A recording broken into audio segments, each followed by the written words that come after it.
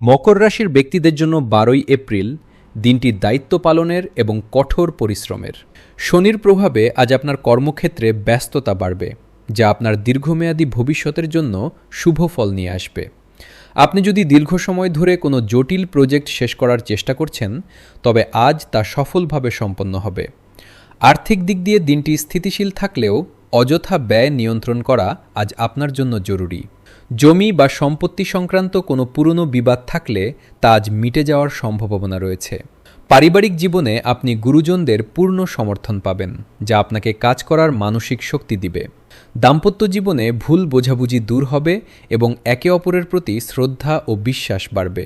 স্বাস্থ্যের প্রতি যত্নশীল হন, বিশেষ করে হাড়ের সমস্যা বা জয়েন্টে ব্যথার রোগীদের আজ সাবধানে থাকতে হবে। শিক্ষার্থীদের জন্য আজ একাগ্রতা বজায় রাখা জরুরি। আজ আপনার শুভ রং কালো এবং শুভ সংখ্যা ৮। পরিশ্রমই আজ আপনার সাফল্যের প্রধান চাবিকাঠি।